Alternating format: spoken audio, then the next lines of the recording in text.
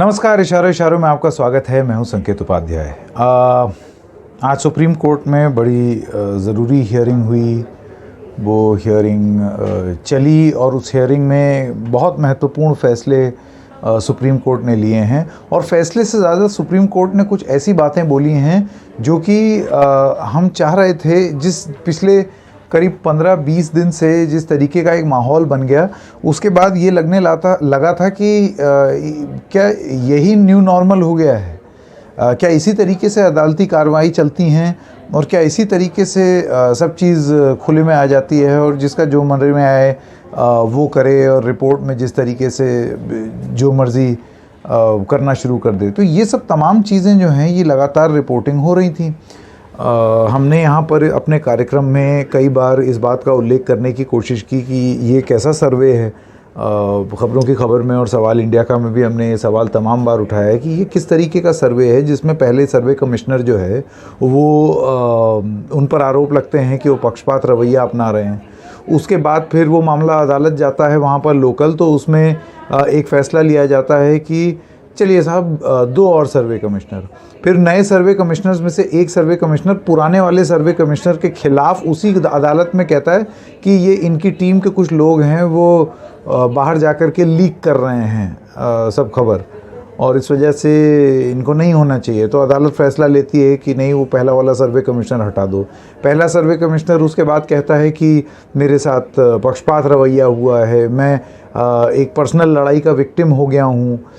इस सब के बीच में एक पक्ष जो है वो जाके कोर्ट में कहता है कि भाई हमने तो शिवलिंग देख लिया वज़ू खाने के एकदम बीच में। उसको बोला गया कि ये फव्वारा है। ये मामला जो है वो अदालत में चला गया। उसके बाद जब रिपोर्ट्स हैं, सर्वे रिपोर्ट्स, वो जब हो गई पूरी कंप्लीट, तो उसके बाद एक कमिश्नर ने अपनी फ़ाइल कर दी, दूसरे ने अपनी कर दी और दोनों की ही रिपोर्ट लीक हो गई। और बार बार हम इस पूरी प्रक्रिया को अपने कार्यक्रम के माध्यम से तमाशा कह रहे हैं, क्योंकि ये बिल्कुल तमाशा बन गया था। और आज सुप्रीम कोर्ट में जब ये मामला गया तो ये बात साफ हो गई कि ये जैसे होना चाहिए था उस तरीके से नहीं थी स्थिति, गड़बड़ थी। सुप्रीम कोर्ट ने भी ये बोला, और सुप्रीम कोर्ट की ऑब्जर्वेशंस आप देखिए कितनी ज़रूरी है। हीलिंग टच की बहुत ज़रूरत है, सामाजिक ताने बाने को बनाए रखने की बहुत ज़रूरत है। खबर जो लीक हुई वो चिंताजनक है। सील में जो चीज़ अदालत में रहनी चाहिए तो उसको अदालत को ही पढ़ना चाहिए था, ना कि वो मीडिया में लीक होनी थी। और उसके बाद भी वो लीक हो गई, सब लोगों के सामने आ गई। तो आज सुप्रीम कोर्ट ने फिर ये बोला कि भाई ये इतना संवेदनशील मामला है कि इसको इस तरीके से नहीं, अब एक सेशंस का जो जज है, यानी कि ज़िला अदालत का जो जज है, वो इस पूरे मामले को देखेगा। तो अगर अदालती रूप से आप कार्रवाई देखें तो आज की डेट में सुप्रीम कोर्ट में, अब जुलाई में मसला होगा, वेकेशन बेंच बैठेगी, छुट्टी हो गई कोर्ट की, तो अब सुप्रीम कोर्ट में मामला जुलाई तक, और अब जो स्थानीय कोर्ट है उसमें जो सेशंस जज हैं, अब वो इस मामले को आगे बढ़ाएंगे। और क्या मामला सबसे पहले वो तय करेंगे। तो अदालती कार्रवाई इतना सब कुछ होने के बाद कहाँ आ करके अभी किस स्टेज पर है, वो ये कि ये जो सर्वे हुआ है, ये सर्वे अपने आप में प्लेसेस ऑफ वर्शिप एक्ट 1991 का उल्लंघन है या नहीं। वो एक्ट तो आप जानते ही, मीडिया में तमाम बात हो रही है कि सन 47 15 अगस्त के बाद जो जगह जैसी है वो वैसी ही रहे। नरसिम्हा राव लाए थे, इसके बारे में हम तमाम बात कर चुके हैं। तो अभी अदालती कार्रवाई यहाँ है कि एक सेशंस कोर्ट को ये तय करना है कि ये जो सर्वे हुआ, ये प्लेसेस ऑफ वर्शिप एक्ट 1991 का वायलेशन है या नहीं। यहाँ है अभी अदालती कार्रवाई यहीं पे। और अगर फ़र्ज़ कीजिए कि अदालत ने ये तय किया कि वायलेशन है, तब फिर वो जो सर्वे रिपोर्ट है वो नल एंड वॉइड हो जाएगी, उसका कोई असर ही नहीं होगा, निष्क्रिय, वो आप कराते रहें सर्वे। लेकिन, और यहाँ एक ज़रूरी बात है, एक तो है अदालती कार्रवाई, कानूनी कार्रवाई, जो कि अभी मैंने आपको बता दिया कि कहाँ है। वो अभी इस लेवल पर है कि ये ठीक था या नहीं, ये जो सर्वे कराया गया ये प्लेसेस ऑफ वर्शिप एक्ट का उल्लंघन है या नहीं है, इस लेवल पर है।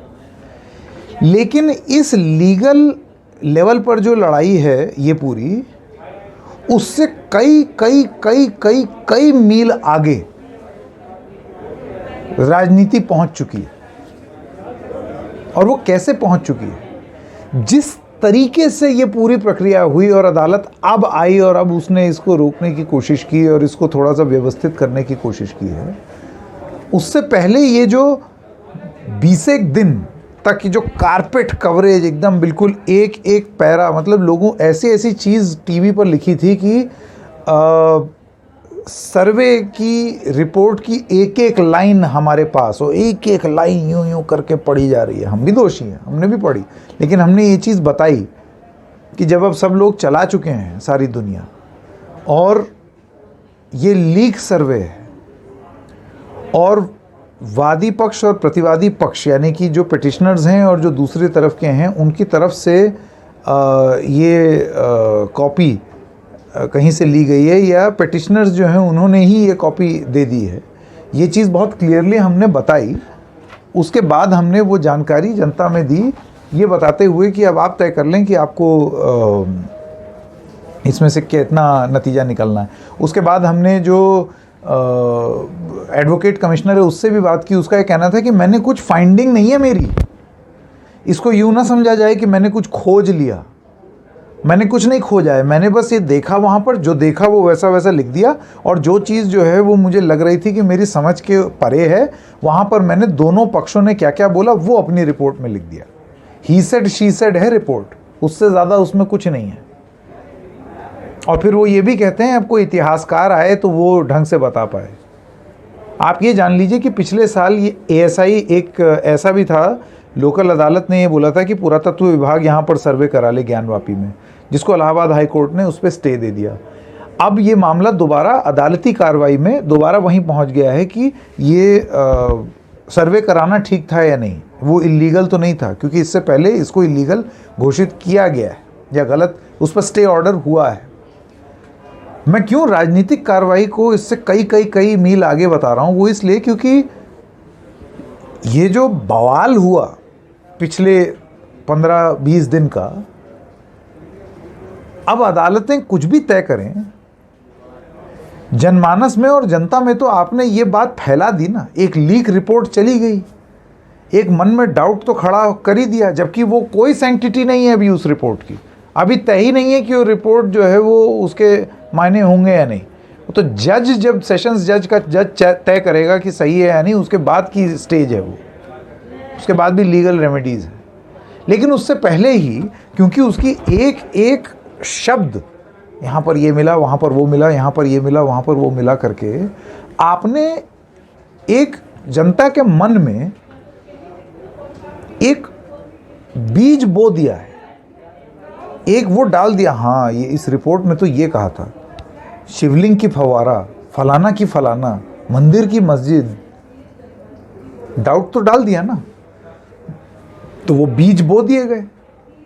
क्या ये बीज 2024 के राजनीतिक बीज हैं, जो कि कोर्ट की कार्रवाई से कहीं ज़्यादा आगे जा चुके हैं?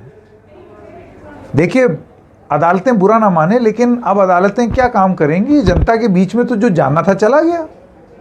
विशाल सिंह और अजय मिश्रा और ये और वो तस्वीर और वजू खाने के बीच का वो शिवलिंग है कि फवारा, सब विजुअल चल रहे हैं, सब जनता में कंज्यूम हो चुका है, पहुंच गया है घर घर।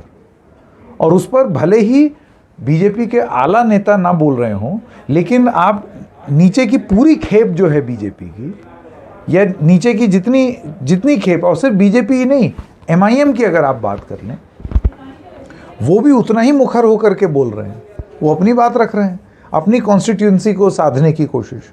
तो दोनों रूप से राजनीति अदालती कार्रवाई से कई मील आगे चली गई है, कई मील। और क्या ये 2024 का प्रयोग है? आज इशारों में बस इतना ही। हम फिर मिलेंगे किसी और मुद्दे के साथ, तब तक के लिए।